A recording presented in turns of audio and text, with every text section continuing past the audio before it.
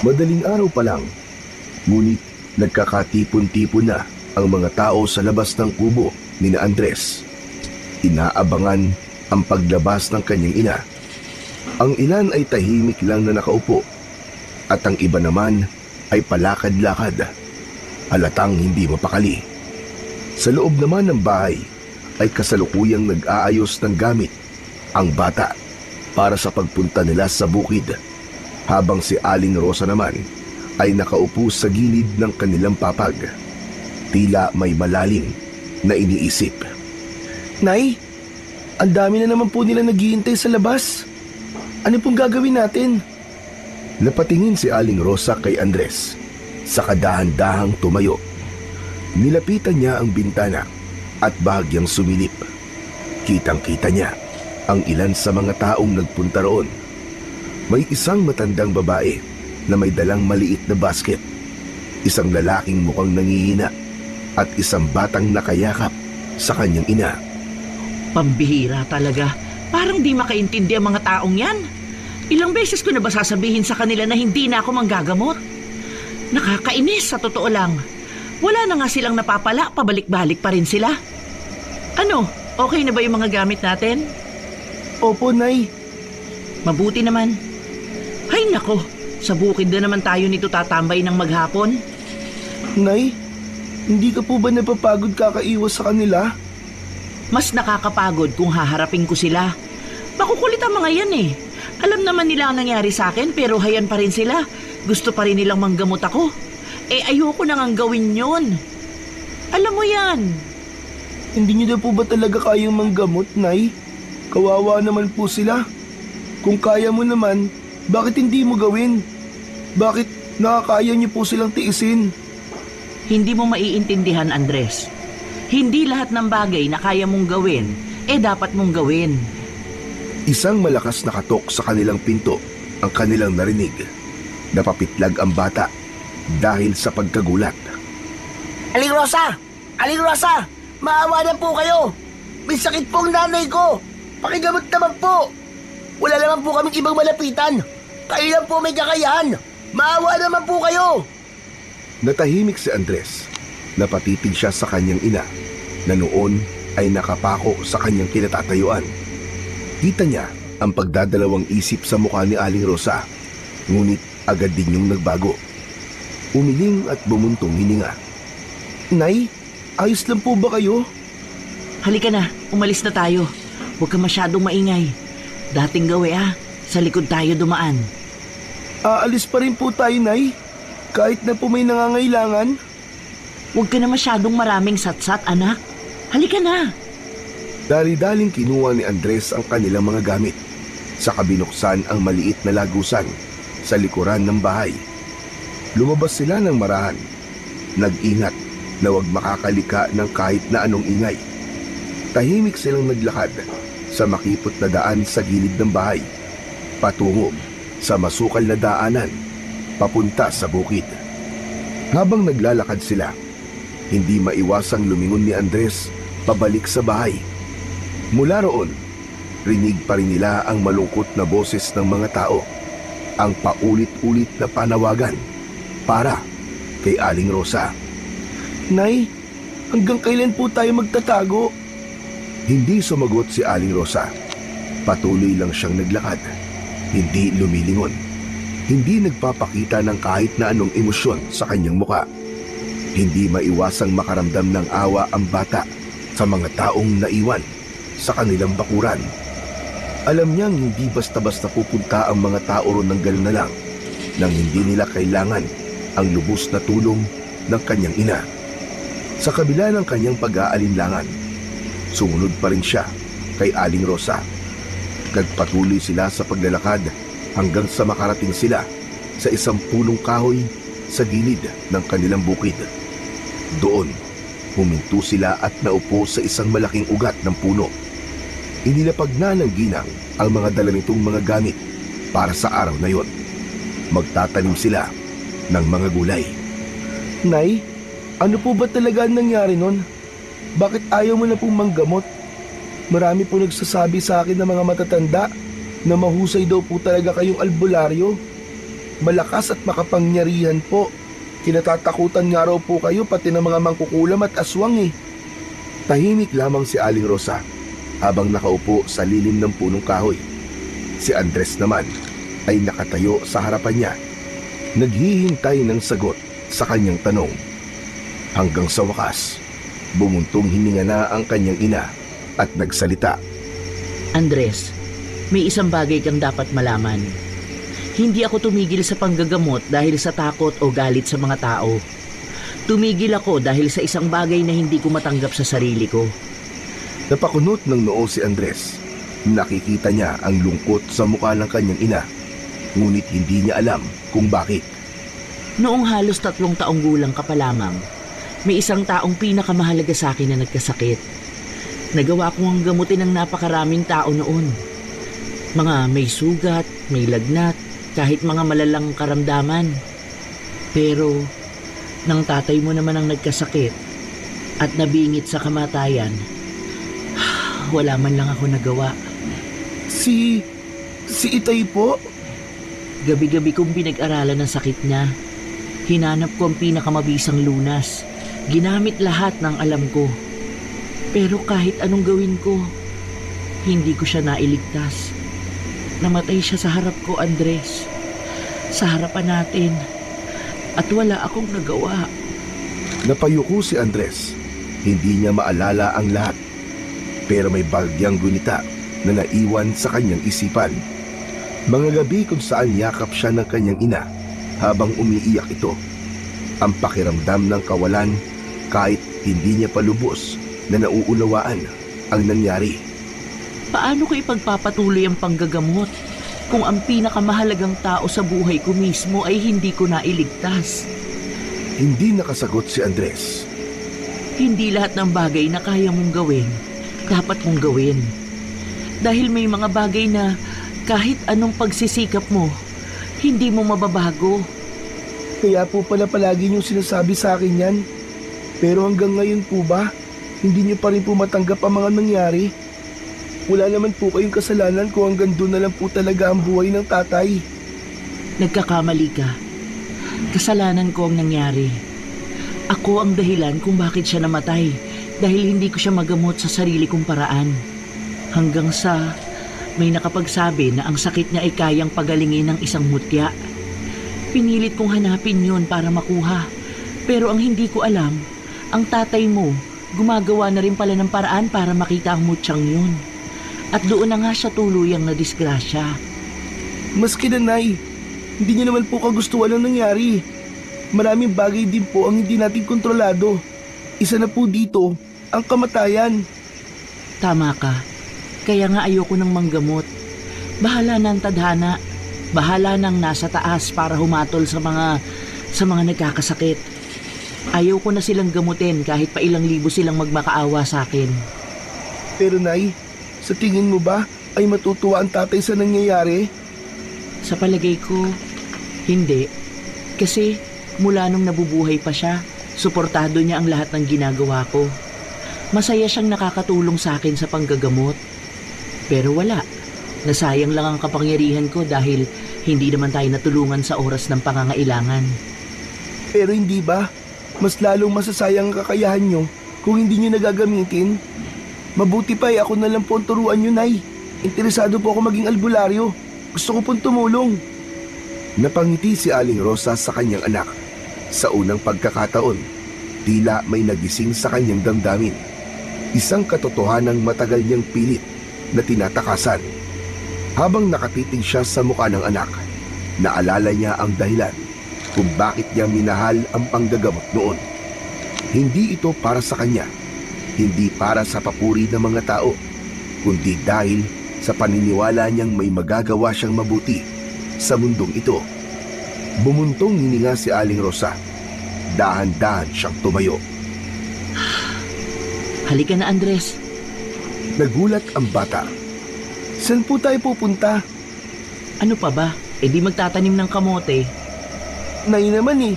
Akala ko naman sasang-ayon ka na. Tumigil ka na dyan sa ilusyon mo. Hindi kita tuturuan dahil gusto ko ako na ang huling albularyo sa pamilya natin. Wala nang susunod, Andres. Si Andres at ang kanyang ina, ang tanging magkasangga sa buhay. Bata pa lamang siya nang pumanaw ang kanyang ama. Maaga itong namatay matapos matuklaw ng isang makamandag na ahas. Huli na nang maiuwi nila ito sa kanilang bahay. Kumalat na ang kamandag sa buong katawan nito at tuluyang namatay sa harap ng mag-ina. Natuklaw ito ng ahas dahil sa pagtulong nito ng palihim sa kanyang asawa na mahanap ang tanging lunas sa kanyang karamdaman, ang mutya o trabungko ng ahas. Ngunit dahil wala naman siyang kaalaman sa paghahanap ng mga mutya, isang kobra ang nakadisgrasya dito at siya niyang kinamatay. Ang pangyayaring yon ang naging pinakamadilim na bahagi ng buhay ni Aling Rosa bilang isang manggagamot. Sa kabila ng dami ng kanyang napagaling, sa kabila ng mga taong iniligtas niya mula sa bingit ng kamatayan, nabigo siyang mailigtas ang kanyang sariling asawa. Kaya't mula noon, nagsimulang magdalamhati ang kanyang puso. Pakiramdam niya, ipinagkait sa kanya ng tadhana ang kakayahang iligtas ang taong pinakamahalaga sa kanya. Dahil sa matinding sakit at sama ng loob, unti-unting lumayo si Aling Rosa sa panggagamot. Hindi niya matanggap na patuloy siyang manggagamot ng mga tao habang ang sarili niyang tahanan ay hindi niya naprotektahan at wala siyang nagawa. Subalit kahit na anong pag-iwas niya, hindi niya matakasan ang kanyang tungkulin. Patuloy pa rin siyang nilalapitan ng mga nangangailangan. Ilang taon na siyang tumatanggi, pero hindi mapigil ang mga taong nakakakilala sa kanya na baka mapagbigyan sila ng magiting na albularya ng kanilang baryo. Sa pagkawala ng kanyang asawa, pinilit niyang punan ang puwang na iniwan ito. Lahat ng gawain na karaniwang ginagawa ng isang lalaki ay nagawa niyang pasanin. Pag-aararo sa bukid, pagbubuhat ng mabibigat na sako ng bigas at gulay, at maging ang paglalakbay sa kagubatan upang maghanap ng pagkain at mangaso. Walang bagay na hindi kinaya, at sa bawat araw na lumilipas, mas lalo siyang hinahangaan ng kanyang anak na si Andres. Nay, bakit po ang lakas-lakas nyo? Paano nyo po nagagawa ang lahat ng to? Alin ba? Ang pagbubungkal ng lupa para pagtamnan ng kamote? Eh ano naman nakapagtataka doon, anak? Madaling trabaho lang ito. Hindi po. Malakas ka po, Nay. Kaya mo magbuhat ng mabibigat na bagay. Mabilis ka rin pong kumilos. Lahat ng gawain panlalaki po, kayang-kaya nyo. Abay, natural lang naman yun, anak. Kung hindi ko kakayanin, edi paano tayo mabubuhay? Hindi ko naman pwedeng hintayin na may ibang gagawa para sa atin. Pero Nay, hindi po lahat ng babae kasing lakas nyo. Yung ibang nanay po sa baryo, hindi naman nagbubuhat ng mabibigat. Kayo lang po. Pakiramdam ko nga po minsan, mas malakas pa po kayo kay tatay noon eh. Aba, sumusobra ka ng bata ka ha? Mas malakas pa raw ako sa tatay. Naku, kung buhay ang ama mo, baka mapikon yun sa'yo. Pero totoo naman po eh. Nakita ko dati si tatay, buhat yung isang malaking sako ng palay. Parang hirap na hirap po siya. Eh kayo po, ni hindi man lang humihingal kapag nagbubuhat ng 2 sako. Paano po nangyayari yun? Siyempre, dahil sanay na ako. At saka, baka hindi mo lang nakita ang tatay mo noong nasa pinakamalakas siya. Alam mo bang kayang-kaya niyang magbuhat ng 3 sako noon? 3? Aba, parang hindi po ako naniniwala. Tingin ko, kayo pa rin po ang mas malakas. Nay, may sikreto po ba kayo? May tinatago po ba kayong lihim kung bakit po kayo malakas?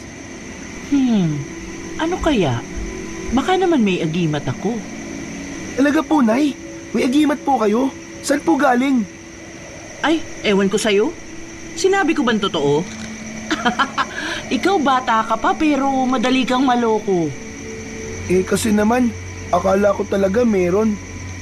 Pero kung sakaling may agimat po kayo, ano po kaya no? Yung pampalakas? O baka naman, hindi kayo tinatabla ng pagod? Aba, gusto mo rin ba magkaroon? Opo, Nay. Ang saya siguro kung may agimat ako. Hindi ako mapapagod kahit magtrabaho po sa bukid buong araw. Tapos, makakabuhat din po ako ng 3 sako ng palay. O kaya, 5 sako ng kamote. 5 sako? Baka naman balak mo maging dambuhalang tao.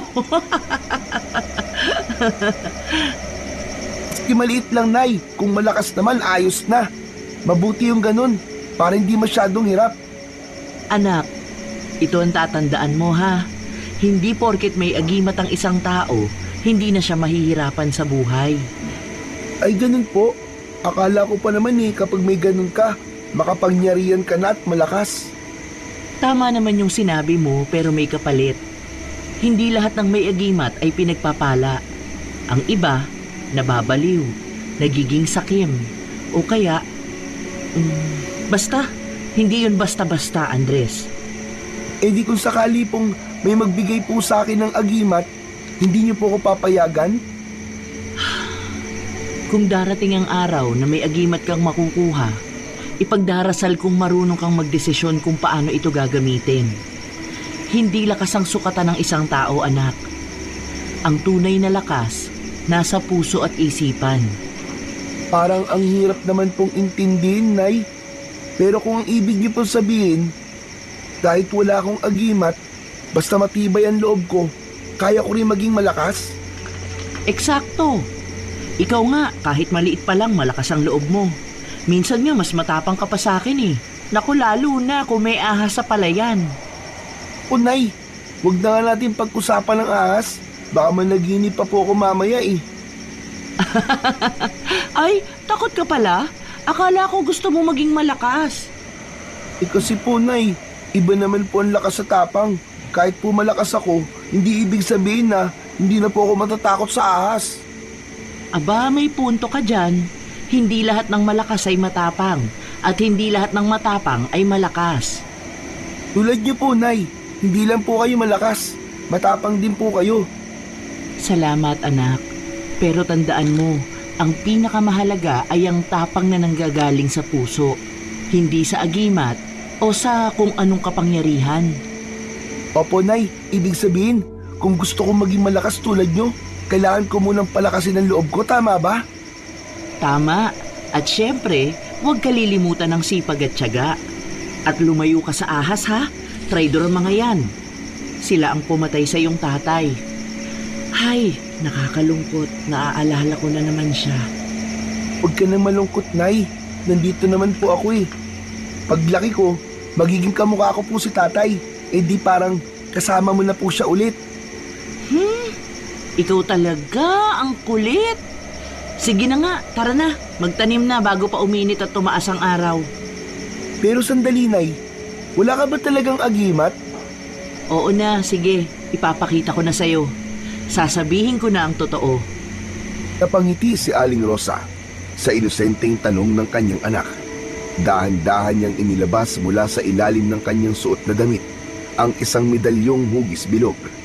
Sa unang tingin, tila isa lamang itong ordinaryong alahas.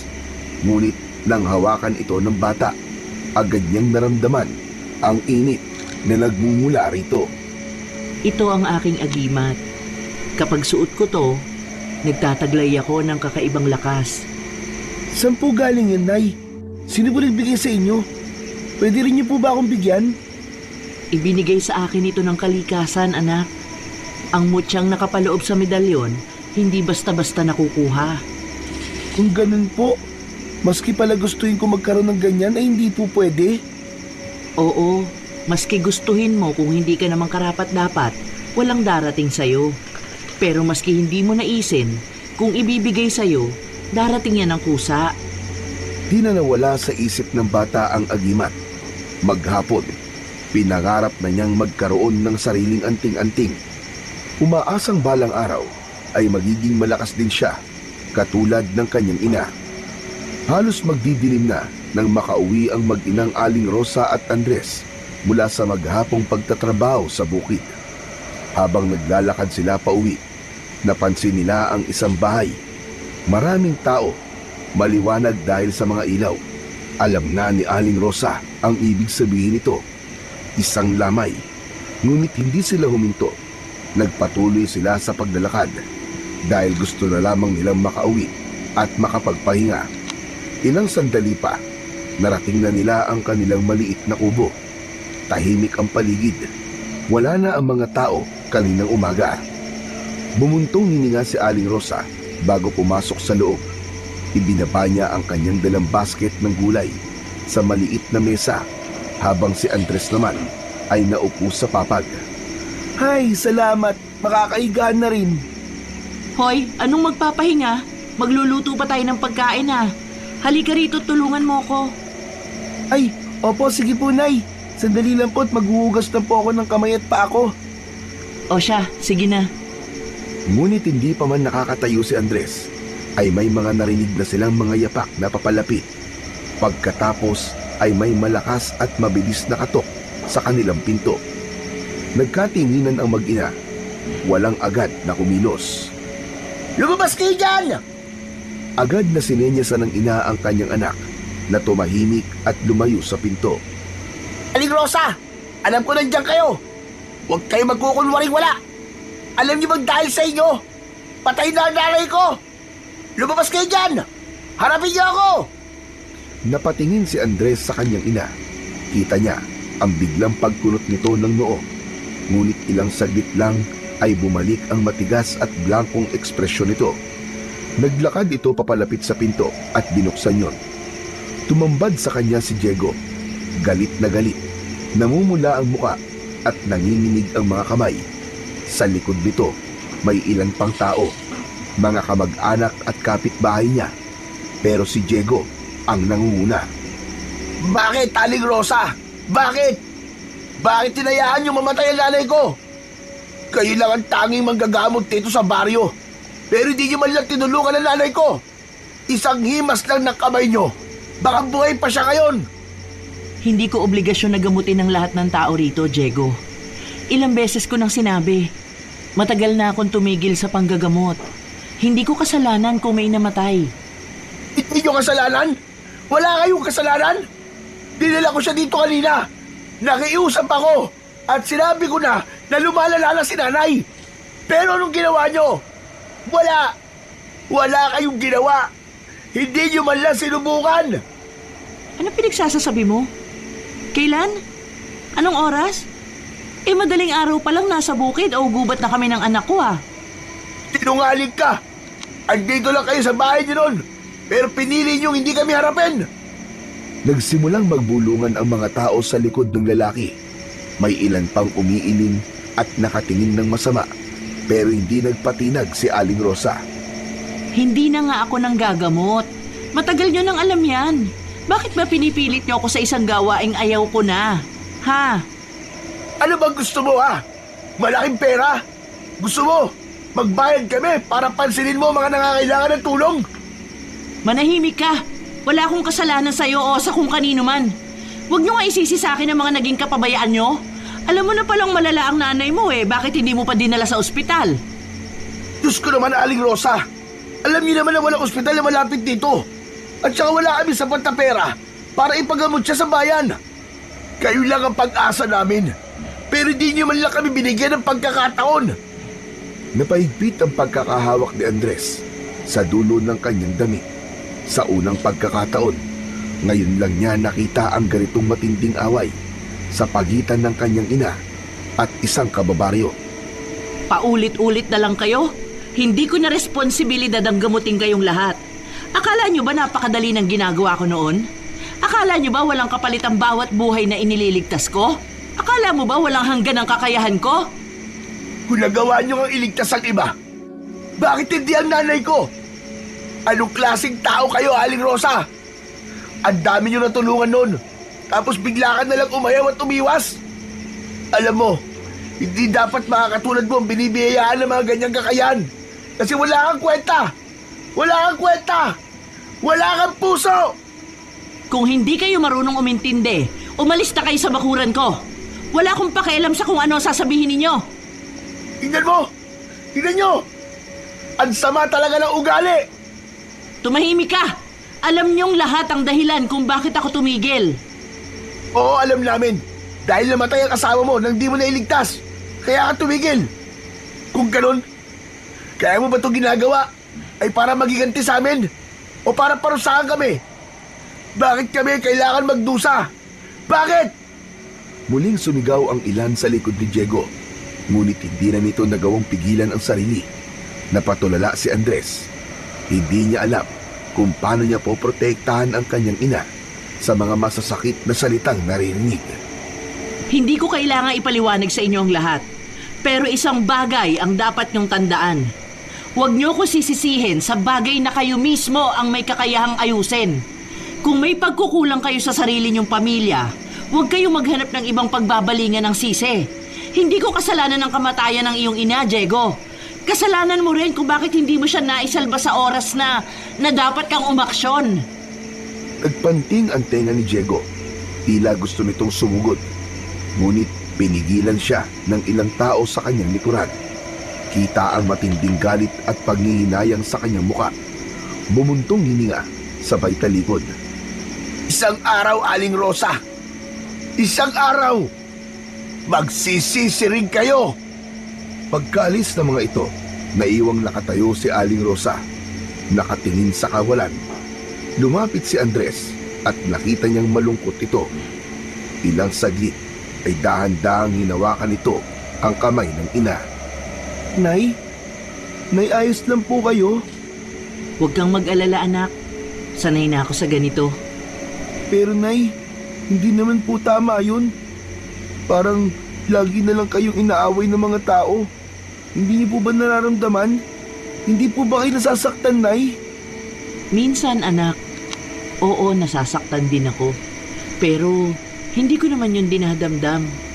Hindi naman ako pwedeng magpakain sa kalungkutan at sakit. Hindi ako pwedeng magpaapekto sa mga galit nila. Kung bibigay ako, paano na tayo? Pero bakit po kasi? Hindi na lang po kayo bumalik. Kung kaya niyo pa naman. Matagal na rin namang patay ang tatay eh. Andres, hindi lahat ng bagay na kaya mong gawin, dapat mong gawin. Hindi dahil may kakayahan ako, ibig sabihin, kailangan kong gawin ito palagi. Pero Nay, hindi ba dapat kung may kakayahan kang makatulong gagawin mo? Mahalaga ang tumulong, anak. Pero may mga bagay sa buhay na hindi natin kayang kontrolin.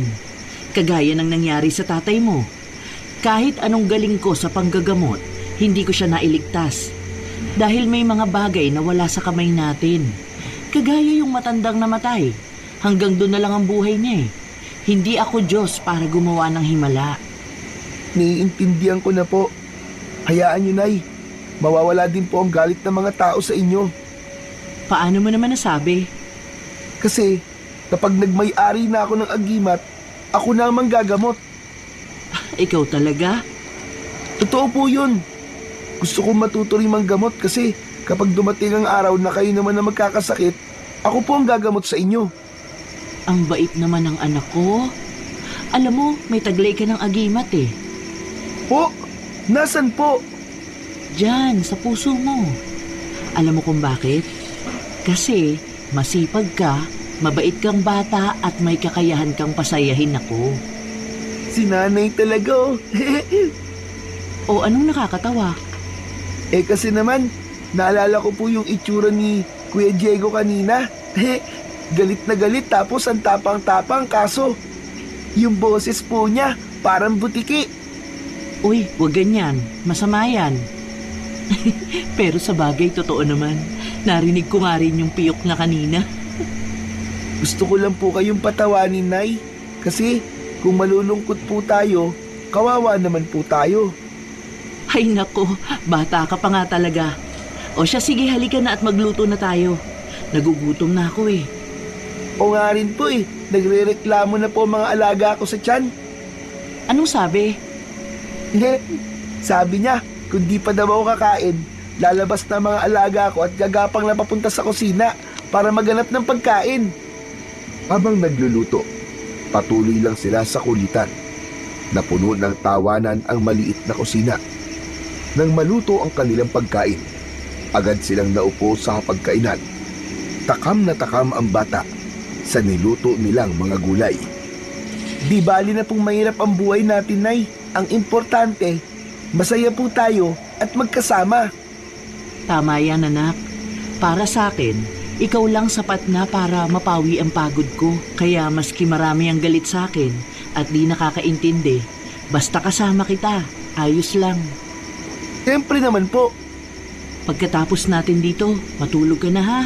Ako nang bahala sa mga hugasin. Tutulungan ko na po kayo.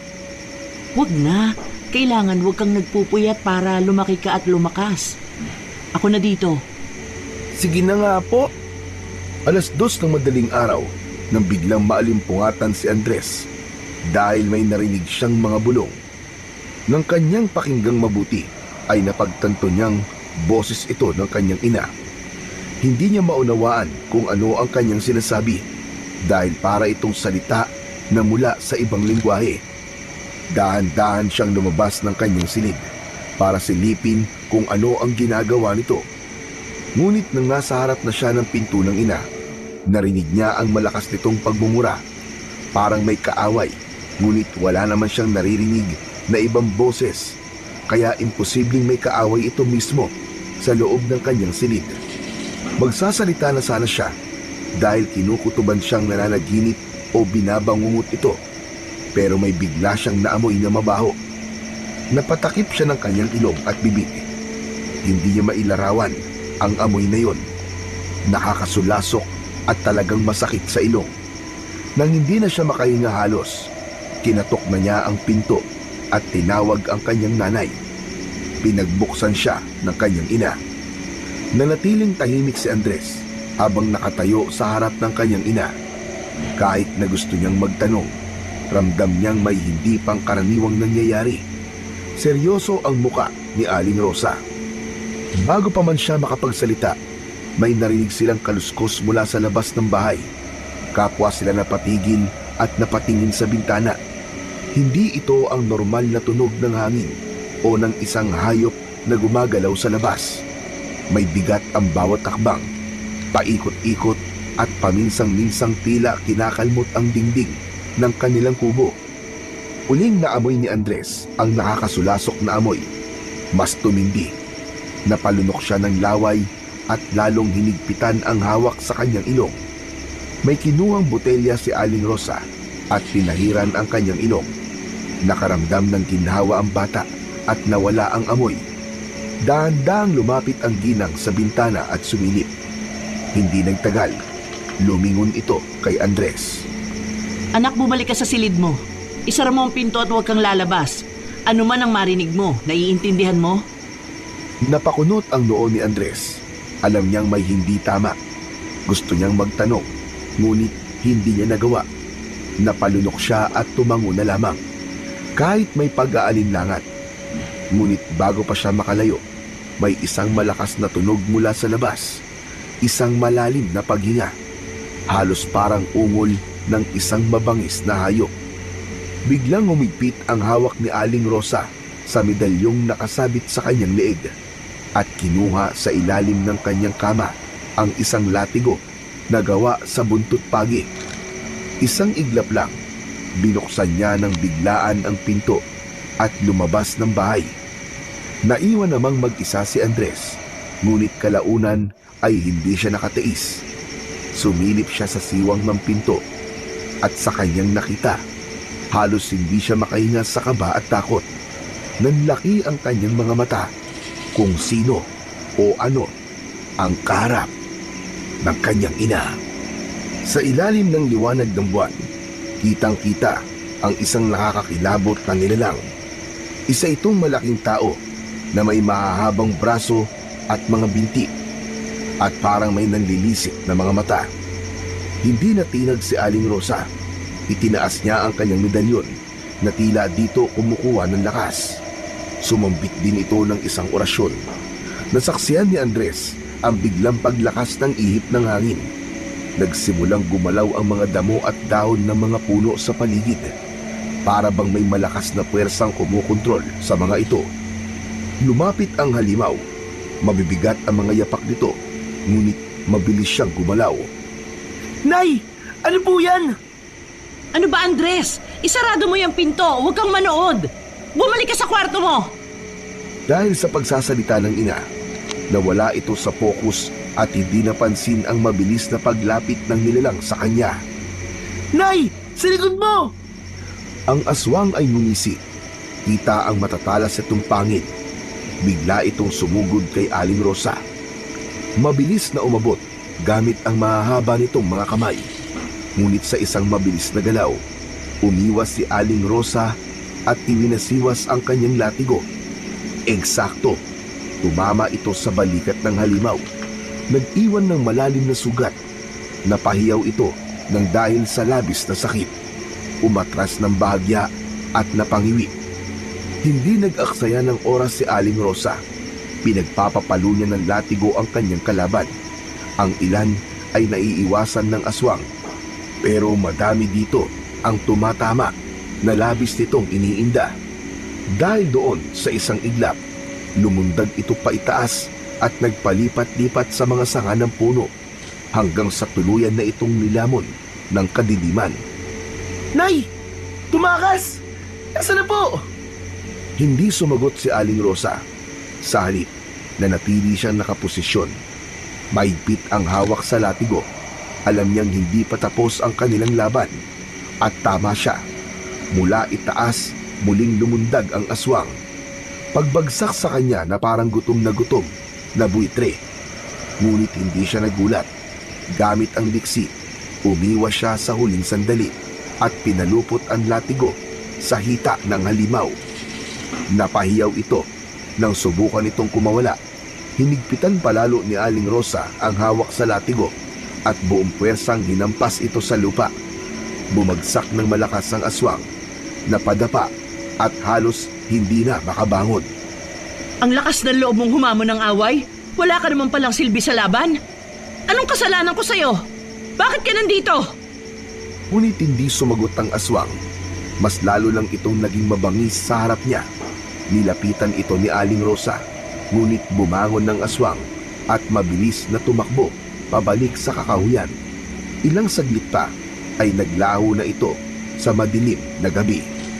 Lumapit si Andres. Nay, anong klase po yun? Babalik pa po ba yun? Hindi natin alam. Pero siguradong hindi ngayon. At kung babalik man, alam na natin ang dapat gawin. Tahimik silang naglakad pabalik sa kanilang bahay at muling bumalik sa pagtulog pagkatapos. Kinabukasan, muli na naman silang nagpunta ng bukid at di na pinag-usapan ang nangyaring insidente ng gabi. Makailang beses na gustong buksan ni Andres ang tungkol sa bagay na yon. Ngunit ilang beses din siyang sinuway ng kanyang ina at sinabihang wag na wag itong ipagsasabi sa sinuman, maski sa kanyang mga kalaro. Hanggang sa lumipas na lang ang buong maghapon ng tahimik at tulad ng dati. Naging abala sila sa pagtatanim ng mga kamote. Nang malapit nang matapos ang kanilang gawain, inutusan ng ginang ang kanyang anak na ayusin na ang kanilang mga gamit. Sinunod naman ito ng bata. Nang malapit na siyang matapos, ay may narinig siyang kakaibang tunog. May malakas na kalansing na di niya alam kung saan galing. Namangha siya sa kakaibang tunog na yon. Naglalaban ang dalawang tunog dahil may narinig pa siyang isang sumisingasing. Napahinto siya, puno ng kuryosidad. Dahan-dahan niyang tinungo ang pinagmumula ng ingay.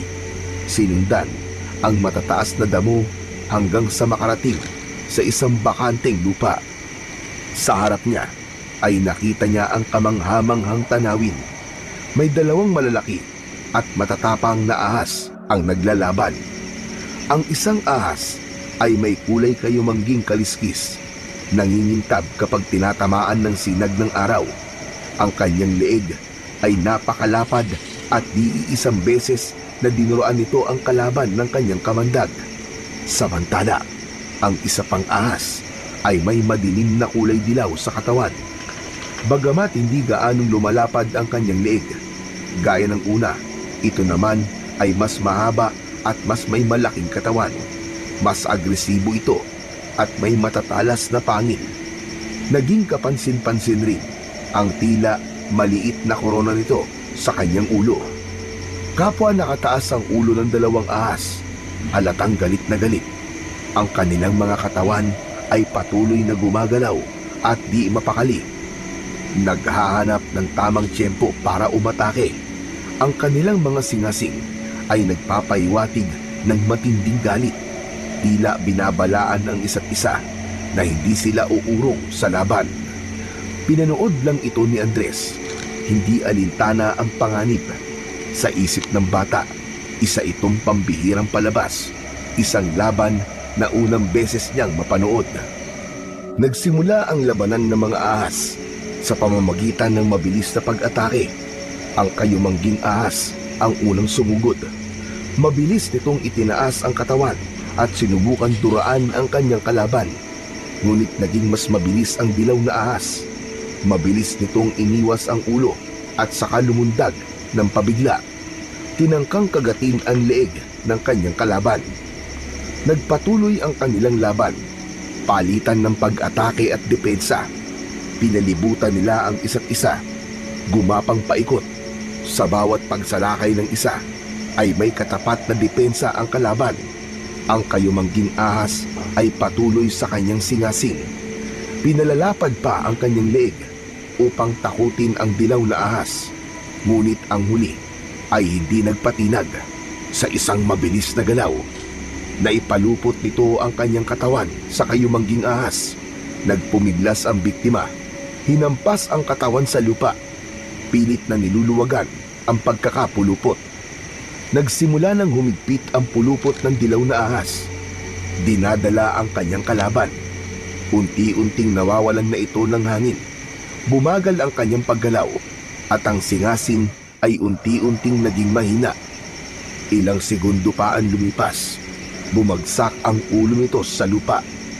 Wala nang malay. Kinagat ito ng ilang beses ng dilaw na ahas. Nang matiyak nitong nagtagumpay siya, dahan-dahang niluwagan ng ahas ang pagkakapulupot at bumitaw ng tuluyan. Saglit niya itong pinagmasdan at siniguradong hindi na ito gagalaw.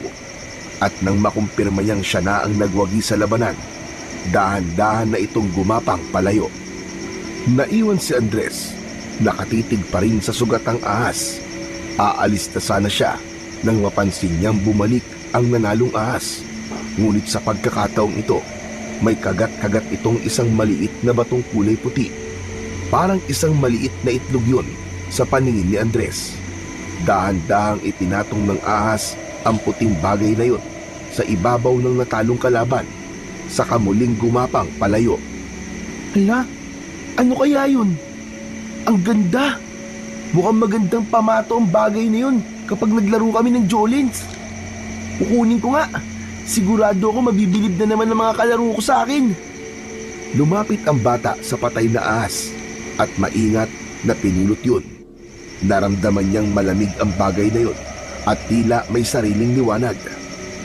Bago pa man niya masuri ito ng mabuti, biglang may humawak sa kanyang balikat at agad siyang napasigaw ng malakas. Bakit ka ba sumisigaw? Ano ka ba naman? Nanay naman eh. Ginulat niyo naman po ako eh. Pambihira ka. Kanina pa ako naghihintay sa iyo Uuwi na tayo. Ano bang ginagawa mo dyan? Ano yan? Bakit may ahas dito? Layo, dali! Layo! Dali-dali nitong hinawakan sa braso ang anak at agad na inilayo. Aray, Nay! Aray ko! Sinasabi ko na sa'yo, huwag kang lalapit sa mga ahas. Anong hindi mo maintindihan doon, ha? Nay, kasi nag-away po sila eh. Napanood ko lang po. Napanood? Napanood? Anak, hindi ito laro. Hindi ito palabas. Inuha ng ginang ang itak na nakasukbit sa kanyang bewang at walang pag-aalinlangang tinaga at dinurog nito ang ulo ng ahas. Walang karapatan ng hayop na to para mabuhay. Nay, patay na po yan. Pinatay na po ng dilaw na ahas. Dilaw na ahas? Diyos ko, napakalakas ng kamandag ng tuka ng ahas na yun, anak. Ano ba sa tingin mo ang ginagawa mo?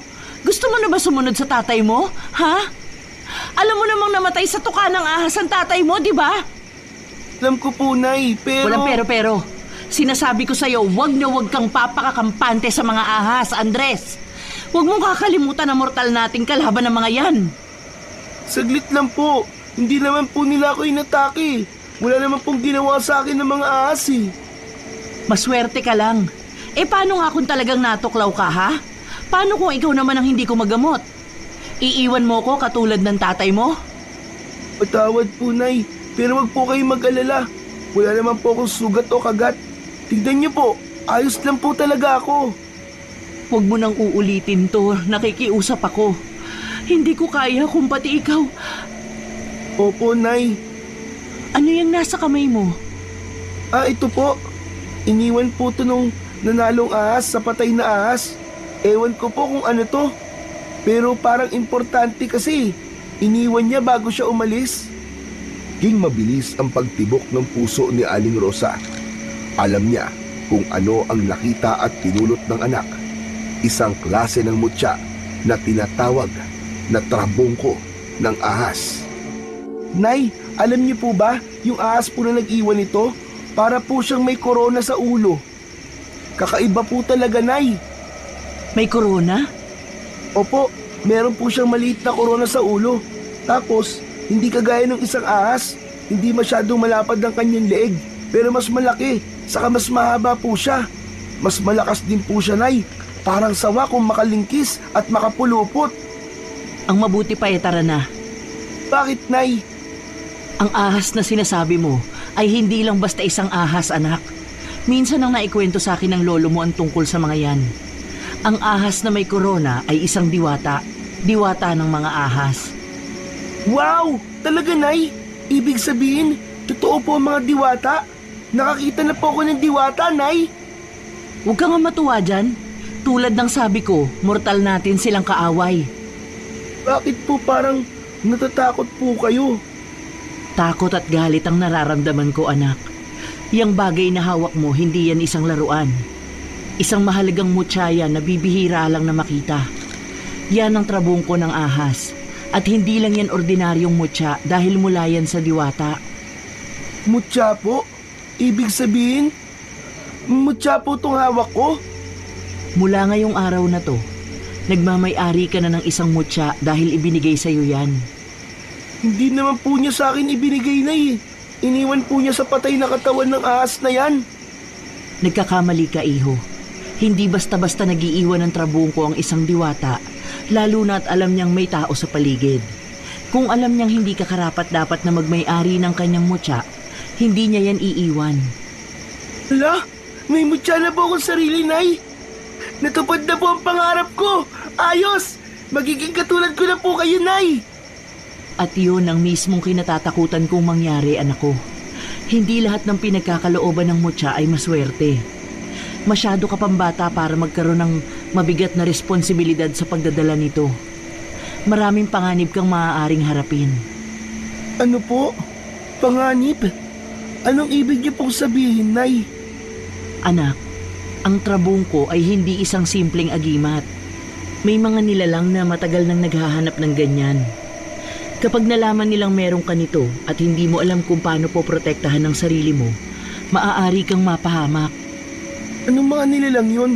Hahabulin ba nila ako kapag nakita nilang meron akong mutya? Paano po nila malalaman, Nay? Pwede ko po bang itago to? Para hindi po nila makita? Sa mga susunod na araw, malalaman mo rin, anak, kung ano ang ibig kong sabihin. Pero kailangan nating paghandaan ang araw na yun. Pero, Nay, hindi ko naman po ito sinadya. Pinulot ko lang po kasi iniwan po nung ahas. Hindi aksidente, anak. Ikaw talaga ang nakatakda at pinili para humawak nito. Bakit po ako? Yun ang hindi ko alam. Pero ang sigurado ako, may dahilan kung bakit sa'yo napunta ang trabungko. Nay, pwede ko po bang ibalik na lang? Iwan ko na lang po kung saan ko kinuha. Hindi ganun kadali, anak. Kapag tinanggap mo na ang isang mutya, hindi mo na basta-basta maibabalik. Kahit itapon mo yan ng paulit-ulit, babalik at babalik sa'yo sa kahit na anumang paraan. Ano po ang gagawin natin? Simula ngayon, kailangan mo nang mag-ingat. Huwag kang basta-basta lalabas sa gabi. Huwag kang makikipag-usap sa kung sino-sino, lalo na sa hindi mo kilala. Parang nakakatakot naman po, Nay. Yan ang gusto ko. Magkaroon ka ng takot para matuto kang mag-ingat. Hindi mo alam kung anong klase ng nilalang ang pwedeng humarap sa'yo. Tutulungan niyo po ako maganda. Ibig bang sabihin, babalik na kayo sa pagiging albularyo niyo? Hindi ah. Ang sakin lang, tutulungan kitang malaman kung paano gamitin ang trabungko. Sa bagay, madali lang yan. Kailangan mo lang sundin ang sinasabi ng puso o isip mo. Bago ka pa may makalaban. Ala, paano kung dumating sila bigla, Nay? Kung darating sila, dapat huwag kang matakot. Dapat mong tandaan, anak, lahat ng ituturo ko sa'yo. Kailangan mong matuto kung paano gamitin ang bagay na yan. Sige po, Nay. Pero, Nay, may tanong po ko. Ano yun? May kapangyarihan na po ba ako ngayon? Hindi ko alam. Pero kung meron man, hindi mo pa siguro nararamdaman. Paano ko po malalaman? Minsan, ang kapangyarihan ay hindi mo mararamdaman hanggat hindi mo to kailangan. Parang hindi ko po magets. Hindi mo ba talaga nagigets? Ibig kong sabihin, kapag kailangan mo na ang kapangyarihan ng mutya, saka mo lang ito mararamdaman. Maaaring lakas, talino, o galing ang ibibigay ng bawat mutya. Pero lagi mong iisipin na sa mabuti ka lang palagi na kumampi. Halika na, umuwi na tayo. Aabutan na tayo ng dilim sa pag-uwi. Habang papalayo sila sa lugar na yon, hindi maiwasan ni Aling Rosa ang makaramdam ng takot at pangamba. Alam niyang ang mutyang yon ay hindi isang ordinaryong bagay. Ito ay isang regalo, ngunit maaari din itong maging sumpa. Hindi niya inaasahan na sa isang tahimik na araw na yon ay magbabago ang buhay ng kanyang anak. Ilang araw pagkatapos na mapasa kamay ni Andres ang mutya, ay nagsimula na ang kanyang ina na isiwalat sa anak ang kanyang tunay na mga kakayahan. Napagtanto nitong oras na upang muli niyang balikan ang kanyang dating sarili. Naging guro siya ng sarili niyang anak. Itinuro niya dito ang lahat ng dapat niyang malaman nang di pilit at di minamadali. Hanggang sa isang araw, kinuha niya ang isang lumang itim na baul na pinakatago-tago niya. Gamit ang nangingitim na susi, marahang binuksan ni Aling Rosa ang kahon at kasabay ng malutong na tunog ng lumang kahoy ay ang pagbunyag sa mga kayamanang nakatago dito, mga anting-anting at mutyang matagal na niyang iniingatan. Nakita ni Andres ang iba't ibang klase ng mutya, mga malakristal na bato, buto ng hayop, lumang barya at iba pa. Maingat na kinuha ni Aling Rosa ang isa sa mga ito at ipinaliwanag ang gamit ng bawat isa.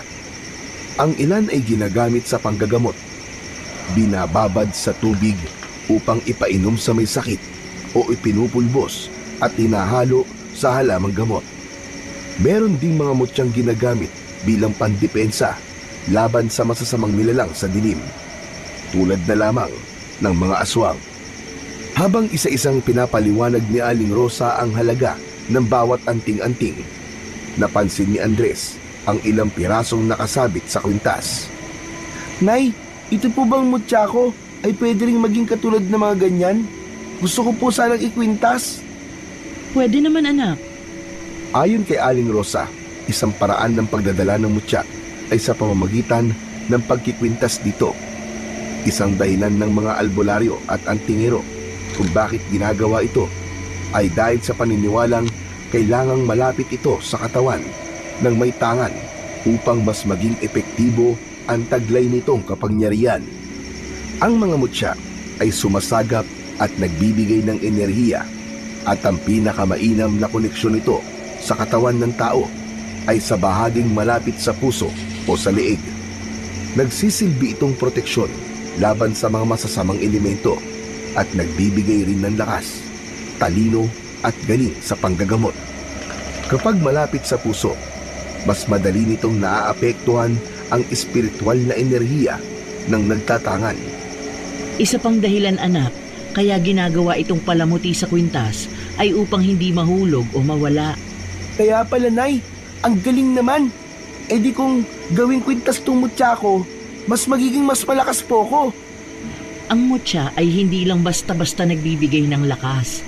Depende sa may tangan kung paano niya gagamitin ang kapangyarihan nito. Paano po?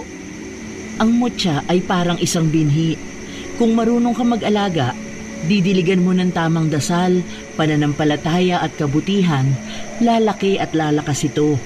Pero kung hahawakan mo lang at iaasa ang lahat sa mutya, walang mangyayari. Nay, paano po kung may ibang taong gustong agawin tong mutya ko? Kaya nga kailangang laging malapit sa iyo, anak.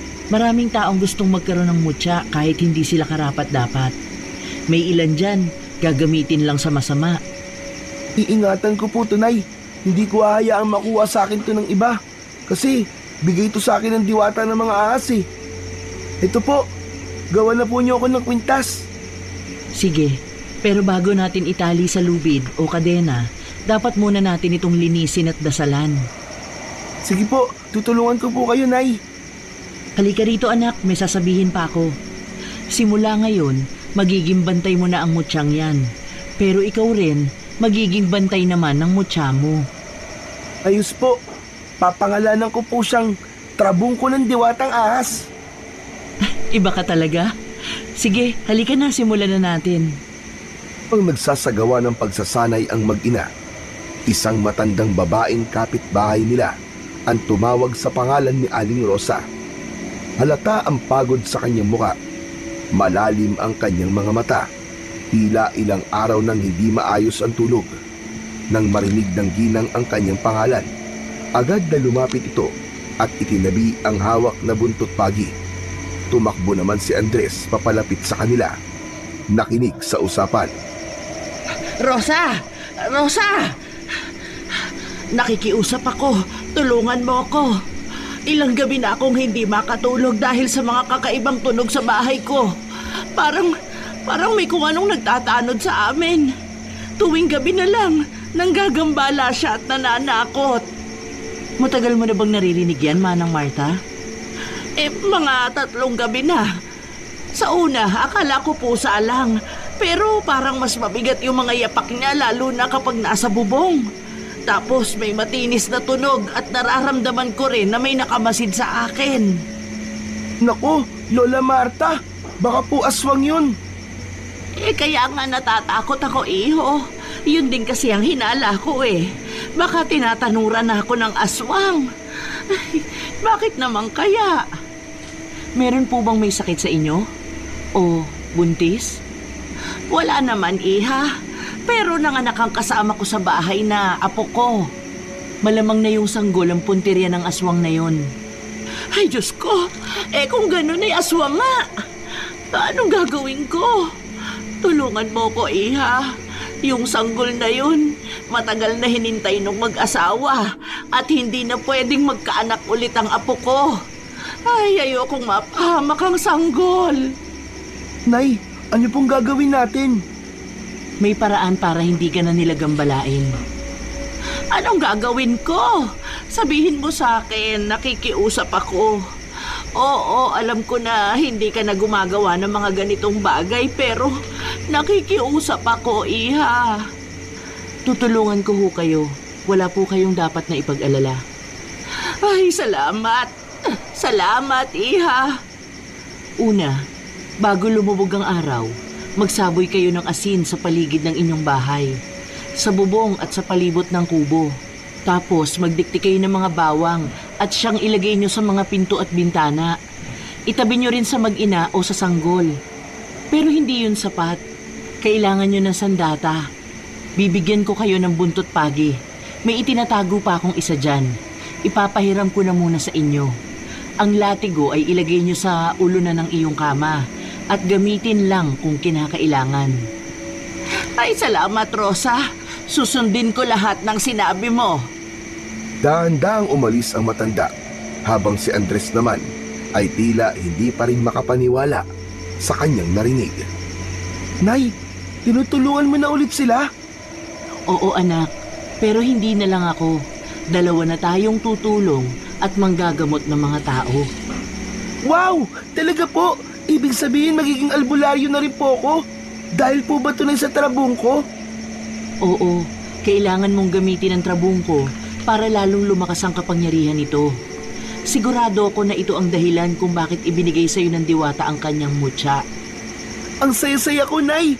Ito talaga ang pangarap kong gawin, ang maging kagaya nyo. Teka po. Hahanapin po ba natin na yung kakalabanin nating aswang? Hoy, magtigil ka dyan, Andres. Sa pangalan mo lang ikaw magiging bayani. Si nanay naman, oh. Hayaan na natin ang aswang na yun. Lalayas din naman yun kapag wala siyang mabibiktima rito. Pero may kapangyarihan tayo, Nay. Kaya nating labanan yun. Hindi tayo pwedeng palaging pasugod. Mapapahamak tayo. Maski sabihin mong parehas na tayong may mutya, kung di naman natin kilala ang kalaban natin at kung gaano ito kalakas, matatalo tayo. Teka, ano yun? Anak, may nagmamanman sa atin. Diyan ka lang ha, hahabulin ko. Nay, mag-iingat po kayo. Mabilis na tumakbo si Aling Rosa at nilapitan ng isang malaking puno kung saan niya napansin na may pasilip-silip na tao. Ngunit pagdating niya doon ay wala naman siyang nakita. Malakas ang kutob ni Aling Rosa na may nagtatangka sa kanilang mag-ina. Naalala niya bigla ang kanyang anak at ang mutya. Yun ang naisip niyang dahilan. Rosa! Bakit po kayo bumalik? Iha, may dadalhin ditong lalaki. Nakagat ng ahas. Tulungan mo. Ako na ang nakikiusap.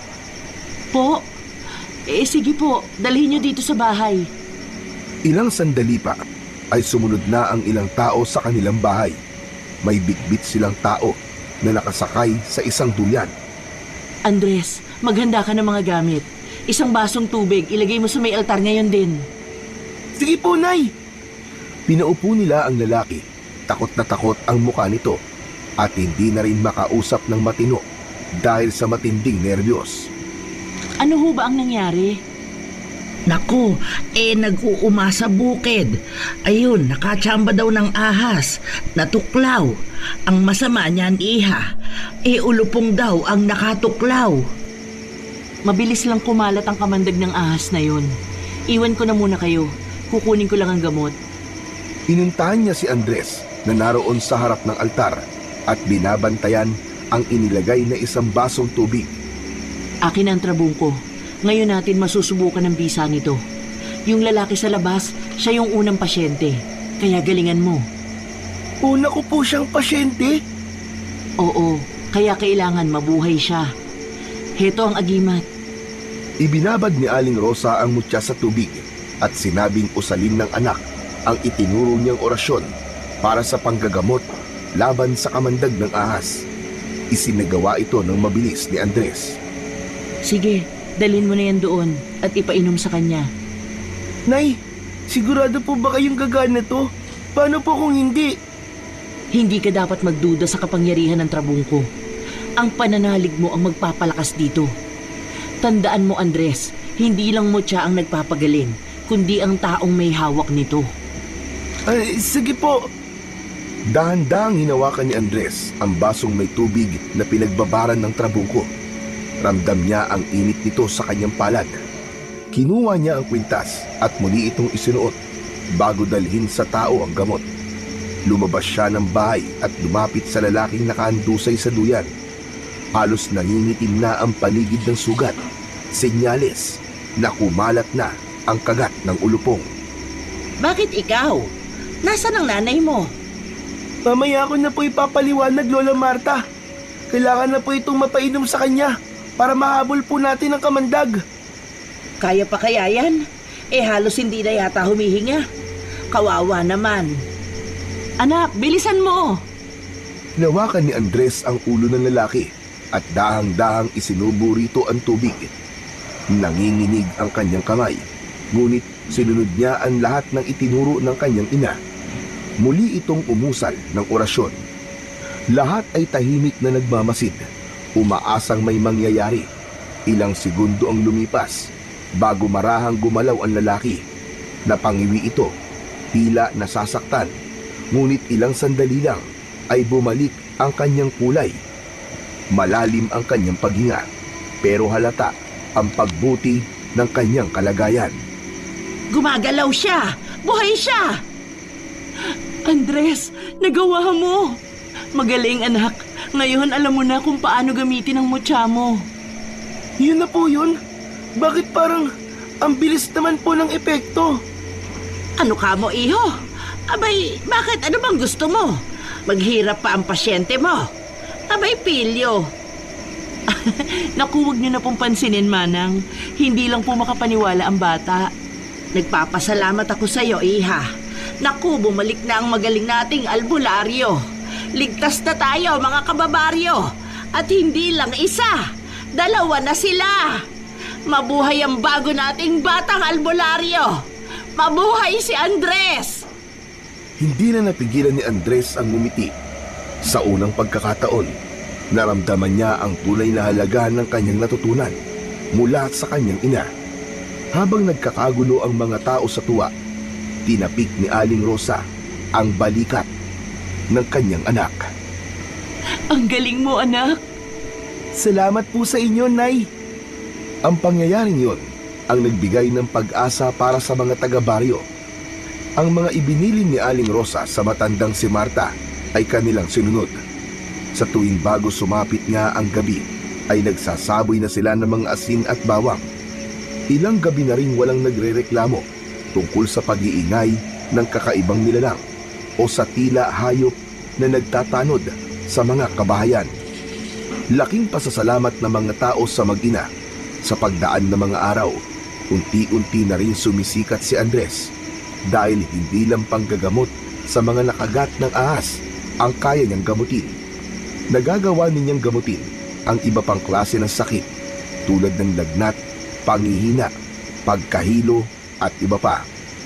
Ngunit sa kabila ng pagsisikap ng mag-ina na makatulong sa kanilang mga kababaryo, may isa o ilang tao na hindi natutuwa sa kanilang ginagawa. Umanda kayo mag-ina. Malapit na rin ang araw nyo. Hindi takot si Aling Rosa sa kasalukuyang pagbabanta ng aswang sa kanilang baryo. Palagi niyang sinasabi sa kanyang anak na mas dapat katakutan ng aswang ang mga taong katulad nila. Napatunayan ni Andres na totoo ang sinasabi sa kanya ng kanyang ina. Minsang gabihin sila mula sa pagtatrabaho sa bukid. Padilim ang daan at umasa lang sila sa malamlam na sinag ng buwan habang tinatahak ang kalsadang pauwi sa kanila. Sa bandang yon ay walang masyadong nakatayong mga kabahayan, ngunit mapuno at madamo sa magkabila ang parte ng daan.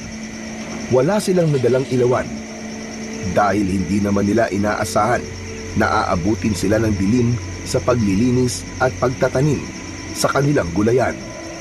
Biglang napahinto si Andres sa paglalakad nang makarinig ng tila mahihinang mga bulong. Napatingin siya sa kanyang ina. Matigas ang ekspresyon ni Aling Rosa. Tila batid nito ang panganib na maaaring sumalubong sa kanila habang patuloy na naglalakad. Nay, ano yun? Parang may bumubulong. Naririnig niyo po ba? Bilisan mo na lang yung paglalakad mo at huwag ka na lang maingay. Bakit po? May naririnig din ba kayo? Wala. Kailangan lang nating makarating agad sa bahay para makapaghanda na tayo ng hapunan. Habang patuloy na naglalakad, bigla na lamang may bumagsak na malaking sanga ng sampalok sa kanilang harapan. Nay! Huwag ka matakot, Andres! Huwag mo ipapakita na takot ka! Habang nagsasalita ang kanyang ina, napansin niyang humigpit ang hawak nito sa karit na dala. Mas lalong kinabahan ang bata nang magsimulang umusal ng orasyon ang nanay niya. Nay, ano po nakikita nyo? May masamang espiritu po ba dito? Basta makinig ka lang sa akin, ha? Kapag sinabi kong tumakbo ka, takbo ka na, ha? Po ba kasi nararamdaman nung nakikita nyo? Hindi ko pa alam, pero isang bagay ang tiyak ko. May kasama tayo sa daang to. Nang marinig ni Andres ang sinabi ng kanyang ina, agad siyang sumabay sa paghakbang nito. Tinawid ang nakaharang na sanga. Tahimik silang nagpatuloy sa paglalakad, ngunit hindi pa man sila nakakalayo. Biglang narinig niya ang init ng mga sanga at kaluskos ng dahon sa likuran nila. Ay, Diyos ko po! Yung sanga! Umaangat po ulit! Isang malakas na hangin ang bigla na lamang dumaan sa itaas nila, na sinabayan ng amoy na nakakasulasok Halos sabay silang napatakip ng ilong dahil sa tindi ng baho. Ano ba yun, Nay? Grabe na pakabaho po. Parang bulok na karne. Anak, ilabas mo ang iyong mutya. Ay, Nay, ano ba talaga nangyayari? Poprotektahan ka ng mutyang yan maski anong mangyari. Sige na. Opo, Nay. Sige, lakad lang. Huwag kang hihinto. May sa tagabulag ang suot mong mutya. At sa paningin ng aswang, maglalaho tayo at hindi nila makikita. Nakarating na ang mag-ina ng ligtas sa kanilang bahay. Doon na muli nagsimula si Andres na mag-usisa. Nay, ano po ba talaga yung nangyari kanina? May aswang. Aswang? Na naman? Akala ko po, umalis na yung aswang na yon. Mukhang hindi pa, anak. Sa palagay po nyo, dayo kaya yung aswang na yun o taga rito po sa atin? Parang pakiramdam ko ay isang dayo. Hindi tayo kilala eh. Maya-maya pa ay nakarinig sila ng malalakas na kaluskos sa labas ng kanilang bahay. Meron ding malalakas na pagaspas ng pakpak. Nasundan tayo. Paano po yung nangyari? Hindi ba't may sa tagabulag po ang trabong ko? Paano niya po tayo nasundan? Malinaw na sa akin, anak. Hindi siya dayo. Taga rito lang siya sa atin. At tayo talaga ang punteriya niya. Agad na dinampot ni Aling Rosa ang buntot ng pagi. Si Andres naman ay pumunta ng kusina para kumuha ng isasaboy na mga asin at bawang. Maya-maya pa ay naging agresibo na ang mga kilos at tunog mula sa labas ng kanilang kubo. Papalakas ng papalakas ang mga tunog hanggang sa may kumakalmot na sa kanilang dingding. Ubus na ang pasensya ko sa iyong aswang ka, ha? Sige, magtuos tayo ngayon. Lumabas si Aling Rosa, dala ang kanyang buntot ng pagi. Mula sa labas ay nakita ni Andres na nakatayo sa harap ng kanyang ina ang aswang. Ikaw na naman? Ayaw mo talaga akong tigilan, ano? Anong problema mo, ha? Nang tignan ni Andres ang aswang, agad rin niya itong nakilala ayon sa anyo niya. Ang aswang na unang sumalakay sa mag-ina, ilang araw na rin ang nakakaraan. Natigilan ang bata nang biglang mabaling ang kanyang paningin sa itaas ng isang puno. May nilalang pa doon na may malalaking pakpak. Agad itong bumulusok pababa, kasing bilis ng kidlat. Hindi yun napaghandaan ni Aling Rosa. Isang malakas na puwersa ng pagbangga ang nakapagpatumba sa albularya. Nay! Huwag, anak! Huwag kang lalabas! Nanatili lang si Andres sa harap ng kanilang pinto. Hindi niya magawang isarado ang pinto at iwan ang ina sa ganoong kalagayan. Lalo pat sa unang pagkakataon ay nakita niya ang takot sa mga mata ni Aling Rosa. Muling lumipad ang aswang sa itaas, samantalang ang isang aswang naman ay dahang-dahang lumalapit. Nakahanda na ang matutulis nitong mga kuko para sugatan ang albularya. Nag-iinit ang suot na trabungko ng bata. Muling sumugod ang aswang na lumilipad at di niya siya nakatiis.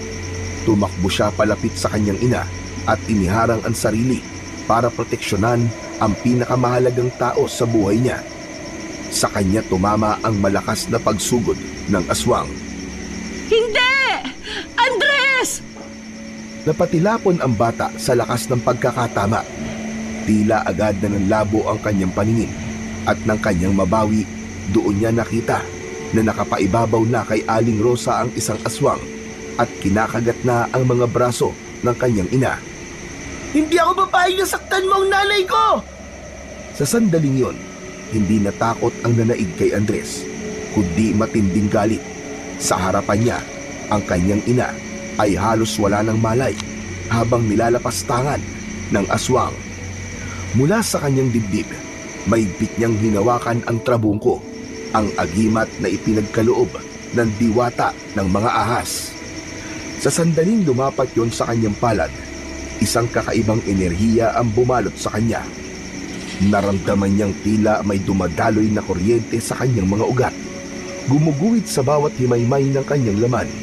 Biglang tumalim ang kanyang paningin.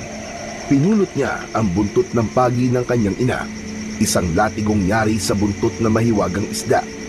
May lason na kayang punitin ang laman ng kahit na anong nilalang ng kadiliman. Mabilis siyang sumugod. Tumama sa likod ng aswang na nasa ibabaw ng kanyang ina.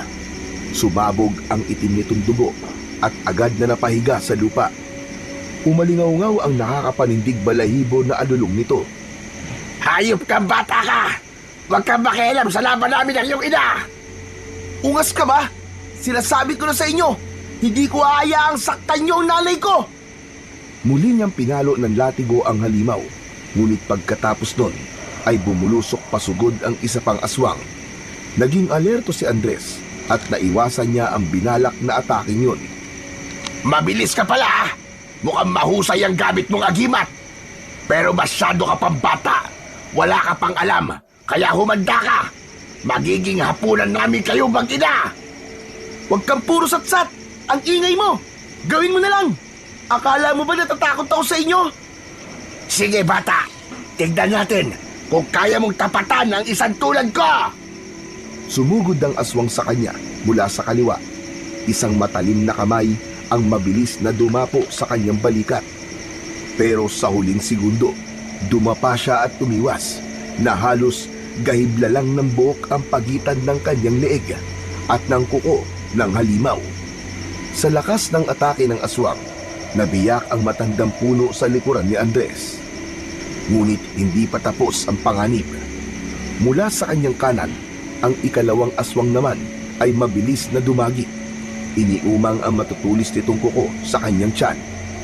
Ngunit sa isang iglap, hinablot ni Andres ang trabungko at agad yung nagliyab ng matingkad na berdeng liwanag. Tikman mo to! Ipinilupot ni Andres ang kwintas sa hawakan ng kanyang armas at nakipagsabayan sa pagsugod. Sa isang iglap, dumaplis ang matatalas na kuko ng aswang sa kanyang balikat at sa bahagya niyang pag-iwas na yon, iwinasiwas niya ang buntot ng pagi na unti-unti na rin nagliliwanag dahil sa kapangyarihan ng mutya. Tinamaan sa leeg ang lumilipad na aswang. Napakapit ito sa kanyang leeg. Nanginginig ito habang ang lason ng mutya ay gumagapang sa katawan nito. Nagkaroon ng makamandag na lason ang kanyang latigo. Hindi na nag-aksaya ng oras pa si Andres at muli niyang pinatamaan ang leeg ng aswang hanggang sa naputol na ang ulo nito. Bagsak ang walang buhay nitong katawan sa lupa habang nanginginig pa rin. Ayop kang bata ka! Pinatay mo ang asawa ko! Papatayin din kita! Sumugod ito, mas mabilis kaysa kanina. Ngunit si Andres ay mas mabilis. Sa huling segundo, bago siya abutin ng halimaw, itinapat niya ang hawakan ng latigo na may trabungko sa kanyang dibdib. Diwata ng mga ahas, ipahiram mo sa akin ang iyong lakas! Ang katawan ni Andres, tulad sa latigo, ay bigla ding nagliwanag. Sa isang iglap, nagsilabasan ang mga mahiwagang kaliskis sa kanyang balat. Matigas na parang bakal, kaya naman, nang sumugod sa kanya ang isa pang aswang, ay dumulas lang ang matatalas nitong kuko sa kanyang katawan. Walang naiwang sugat o kalmot. Ang galing mo, anak. Sige, tapusin mo na ang aswang na yan. Mabilis na pumihit ang bata at sa isang iglap ay sinipa niya ang aswang. Mabilis itong napasadsad sa lupa at tumama sa katawan ng isang malaking puno. Nagkalat ang maitim na dugo sa lupa. Hindi maaari! Napakalakas mo! Paanong nangyari yun? O ano ha? Kaya mo ba? Akala ko ba malakas ka? Ilabas mo yung tapang mo! Nanginginig ang aswang habang pilit na bumabangon. Halos hindi siya makapaniwala na kaya siyang tapatan o higitan pa ng isa lamang batang musmos. Imposible! Hindi maaari ito! Wala pang nakakatalo sa akin! Nagdideliryo ka na ba ha?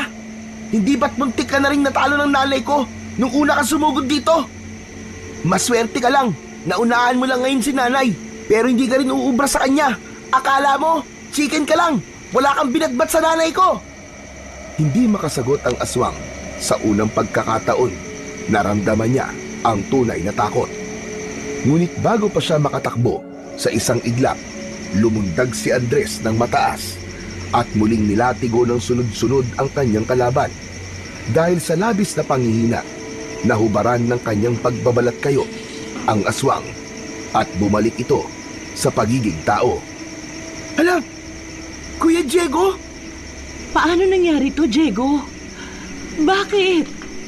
Dahil gusto kong magiganti. Kasalanan niyo ang pagkamatay ng nanay ko. At hindi ako titigil hanggat hindi ko na ipaghihiganti. Pati ang asawa kong pinatay mo. Hingal na hingal ito, pilit na gumagapang palayo. Halos hindi na makatayo. Hindi ako maaaring mamatay. Ako ang pinakamalakas. Napahinto ang aswang. Nanginginig ito. Dahan-dahang napatingin sa kanyang likuran, kung saan nakabaon na sa kanyang likod ang mahiwagang tinik na nasa dulo ng latigo. Mula roon, gumapang ang itim na enerhiya. Unti-unting sinunog ang laman nito mula sa loob. Hindi! Hindi ito maaari! Hindi ito maaari! Unti-unting nasunog ang katawan ni Diego. Hingal na hingal si Andres. Marahang tinitigan ang sarili niyang kamay. Ang kanyang balat ay unti-unting bumalik sa normal, kasabay ng pagkalma ng kanyang trabungko. Sa wakas, tapos na ang laban. Agad niyang tinakbo ang kanyang ina. Lumuhod sa harapan nito at niyakap ito ng mahigpit. Nay! Tapos na po! Ligtas na po tayo, Nay! Nagtagumpay tayo! Ang tapang mo, anak. At ang lakas mo. Nay, hindi ko to magagawa kundi po dahil sa inyo. Kayo po nagturo sa akin kung paano maging matapang at matatag at kung paano po lumaban. Oo, pero grabe. Napabilib mo talaga ako. Nay, si Kuya Diego po. Hindi mo kasalanan yun, anak. Siya ang pumili ng kanyang landas. Yun sana ang maging aral din sa'yo. Kailanman ang anumang klase ng paghihiganti at pagsanib sa kasamaan, walang mabuting idudulot. Yang mutyang ipinagkaloob sa'yo, sana, sa mabuti mo lang palagi gagamitin. Opo, ipinapangako ko po, Inay. Dahan-dahang tumayo si Aling Rosa. Kahit ramdam pa rin ang hapdi ng kanyang mga sugat, tinulungan siya ni Andres. Inalalayan hanggang sa tuluyan silang makatayo. Pumasok na sila sa kanilang bahay. Nay, sa tingin niyo po ba, tapos na talaga ang panganib? Sa ngayon, ligtas tayo. Pero ang mga masasama, anak, hindi yan mauubos. Nagtagpo ang kanilang mga mata. Naiintindihan ni Andres ang ibig sabihin ng kanyang ina. Hindi pa tapos ang lahat. Hindi pa ito ang huling laban niya. Laban sa mga katulad ni Diego, nakampon ng kadiliman. Kung ganun, hindi rin po ako titigil. Mas mag-e-ensayo pa po ako at paghuhusayin ng aking kakayahan. Tama yan, anak. At nandito lang ako para maging gabay mo. Sa kanyang palad, naramdaman ng bata ang muling pag-init at pagliwanag ng trabungko ng ahas. Tila nakikisang-ayon sa pinag-uusapan nilang mag-ina. Nang mga oras na yon, si Andres ay hindi na lang isang bata, kundi isa na siyang tunay na mandirigma at bayani na handang ipagtanggol ang lahat laban sa masasamang elemento na maghahasik ng lagim sa kanyang nasasakupan.